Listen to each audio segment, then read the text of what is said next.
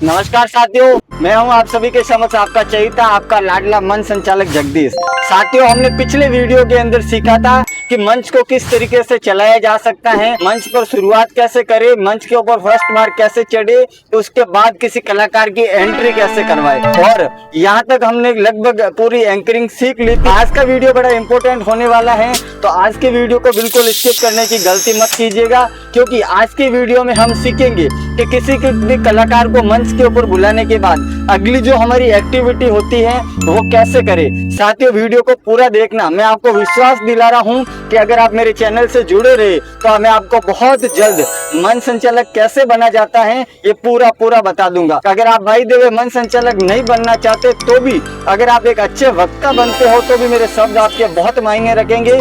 कभी भी यदि आपको मंच पे बोलने का मौका मिलेगा तो आप कभी भी घबराहट नहीं होगी, कभी भी किसी प्रकार की कोई हड़बड़ाहट नहीं होगी, इसलिए वीडियो को पूरा देखिए। साथियों, मान लीजिए किसी कलाकार की एंट्री मंच पे हो चुकी है, अब अगला एक एंकर का क्या कर्तव्य होता है, आगे मंच को कैसे संभाले, आज के वीडियो में हम ये सीखना चाहते हैं। तो चलिए शुरू करते हैं। देखिए साथियों, जैसे मंच के ऊपर कोई कलाकार बैठा है या उसको बुला दिया गया है, एंट्री करवा दी आपने, उसके बाद आपको थोड़ी सी व्यवस्था को पुनः संभालना है, सभी का ध्यान मंच की तरफ खींचना है, लोगों को बिठाना है, अगर कोई बाहर खड़े हैं तो उनको अंदर बुलाना है, पंडाल की व्यवस्था को संभालना है, और ये सब एक्टिविटी करने के बाद आपको ये बोलना है। साथियों, हमारे बीच में राजस्थान के कुछ ऐसे फनकार आज उपस्थित हैं जिनको हम रोजाना यूट्यूब के माध्यम से, इंस्टाग्राम के माध्यम से, कई सोशल मीडिया प्लेटफॉर्म के माध्यम से देखते हैं, लेकिन आज हमारा बड़ा अहोभाग्य है, बड़ा स्वभाव है कि इस कार्यकर्ता कमेटी टीम की वजह से, इस मेंबरशिप की वजह से मिलने का मौका प्राप्त हुआ है। तो मेरा अनुरोध रहेगा कि आज की भक्ति के अंदर आप सभी अपना ध्यान ज्यादा से ज्यादा मंच की तरफ आकर्षित करके रखिएगा। मैं आप सभी के समक्ष अब एक ऐसी फनकार को आवाज लगाने जा रहा हूं जिन्होंने अपनी गायकी के माध्यम से, अपनी वाणी के माध्यम से, अपनी जादुई आवाज के माध्यम से समूचे हिंदुस्तान के अंदर बहुत बड़ा नाम बना रखा है, बहुत ही कम समय के अंदर जिन्होंने बहुत बड़ी उड़ान भरी है। बिल्कुल आप सभी के समक्ष पेश हैं हंसला फेम महावीर जी सांकला। बिल्कुल साथियों, मैं बार बार महावीर जी सांकला का नाम इसलिए ले रहा हूं क्योंकि राजस्थान के अंदर अभी बहुत ही ज्यादा वो वायरल चल रहे हैं, और यदि ये वीडियो महावीर सांकला या उसकी किसी टीम के पास पहुंच गया हो तो प्लीज कमेंट जरूर कर दीजिएगा, ताकि मुझे अच्छा लगेगा। मान लीजिए उनको आवाज लग गई, उसके बाद आपको महावीर जी सांकला को हारमोनियम पे बुलाने से पहले, या किसी भजन गायक को, कोई भी भजन गायक हो सकता है, उसको बुलाने से पहले ये कहना है पब्लिक के सामने कि साथियों, आपसे अनुरोध है थोड़ी व्यवस्था को बना के रखिए। कोई भी धार्मिक कार्यक्रम हो तो हम सबसे पहले सर्वप्रथम देवों के देव मायापति महादेव की लाडली बेटे श्री गजानन जी महाराज को याद करते हैं। तो उसी प्रकार हम सभी मिलकर के आज गजानन जी महाराज को प्रथम पुष्प जो है उनके श्री चरणों में चढ़ाने जा रहे हैं, और जो गणेश वंदना के साथ आज की भक्ति का हम आगाज करने जा रहे हैं। तो बिल्कुल आपका ध्यान मंच की तरफ चाहते हुए मैं हारमोनियम की आवाज पे बुलाने जा रहा हूँ आदरणीय भाई महावीर जी सांकला को। ऐसा बोल करके आप अपनी लाइन को शॉर्ट में खत्म कीजिए, ज्यादा समय नहीं लेना, ये भी ध्यान रखिएगा। अगर मान लीजिए एक दो कलाकार हैं मंच पे तो आप समय ले सकते हो ज्यादा। अगर कलाकारों की लाइन लगी हुई है और समय बहुत लिमिटेड है तो वहाँ एंकर को पूरा ध्यान रखना है भाई, ये ध्यान रख लीजिए कब किस कलाकार को बुलाना है, किसका स्वागत करवाना है, कब बोलियां चढ़ानी है, कैसे पब्लिक को रोकना है, ये एंकर का कर्तव्य होता है। इसलिए समय वहां पे ले जहां पर सिर्फ एक दो कलाकार उपस्थित हो। अगर कलाकारों की लाइन ज्यादा लगी हुई है तो सबका मौका आना चाहिए उस नाइट के अंदर। ये बोलने के बाद कलाकार अपनी कला दिखाएगा, वो अपने भजन गाएगा, और आप गणेश वंदना का बोलोगे तो पक्का विश्वास है मुझे कि वो गणेश वंदना ही गाएगा, जैसा आप बोलोगे वो वैसे करेंगे।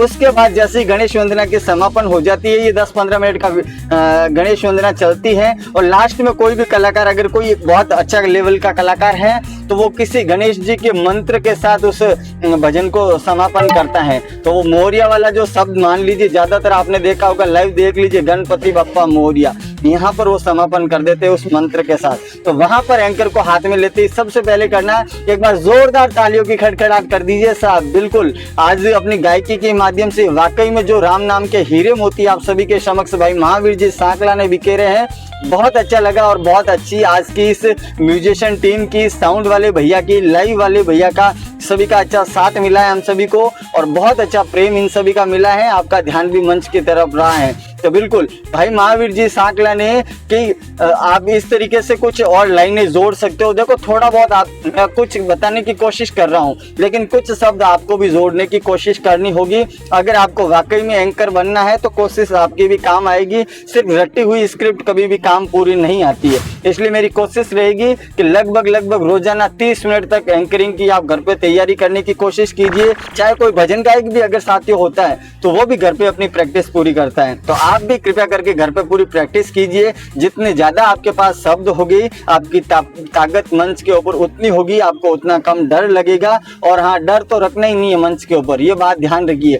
काफी लोग ये करते हैं कि सिर्फ 1-2 लोगों को देख लेते हैं। मान लीजिए मंच के आगे कुछ एक्टिविटी चल रही है, 2 लोग सामने बातें कर रहे हैं, तो आपका ध्यान अगर मंच के बाहर चला गया, उन लोगों के ऊपर चला गया, तो आप क्या सोचो, वो तो कुछ अलग बात कर रहे हैं। वो बात कर रहे हैं यार कि ये भजन गायक बहुत अच्छा भजन गा के चला गया, बहुत अच्छा भजन गाया इन्होंने, एक बार आनंद आ गया। और अपने मन के अंदर क्या बात चल रही है पता है, क्योंकि वो तो दूर बैठे हैं, उनकी बात तो सुनाई दे नहीं रही है, तो अपने मन के अंदर अलग ही बात चलती है। अपन सोच रहे यार ये अपनी बुराई कर रहा है, ये क्या सोच अपने मन में चलती है कि ये अपनी बुराई कर रहा है, कि ये बंदा गलत बोल रहा है। तो अपन को ऐसे कुछ भी गलत एक्टिविटी मन में नहीं लानी। अगर कोई बात कर रहा है तो करने दीजिए, ज्यादा दबाव भी नहीं देना है। एक व्यक्ति के ऊपर अपना ध्यान भी पूरा नहीं रखना है, आपका ध्यान पूरी पब्लिक के ऊपर होना चाहिए। एक व्यक्ति अगर सामने गलत बैठा है तो इसका मतलब ये नहीं है कि वो आपकी स्क्रिप्ट के ऊपर पानी फेर रहा है। अगर आप उसके ऊपर ध्यान दोगे तो आपकी बनी बनाई मेहनत पे पानी फिरेगा, आपको डर लगने लग जाएगा। इसलिए एक व्यक्ति के ऊपर कभी भी आपको ध्यान नहीं देना है, इस खास बात का आप पक्का हमेशा ध्यान रखिएगा। अब मान लीजिए आपने भजन संध्या शुरुआत करवा दी, गणेश वंदना भी हो गई, सब कुछ हो गया, उसके बाद वापस कलाकार को जैसे मंच पे बुलाना है, तो गणेश वंदना के बाद हमेशा गुरु वंदना होती है। तो आप पुनः अपने शब्द उनके आगे रख सकते हो कि लीजिए साथियों, अभी आज हमारे बीच में राजस्थान के सुप्रसिद्ध फनकार भाई महावीर जी सांकला ने गणेश वंदना के साथ आप आज की भक्ति की शुरुआत की।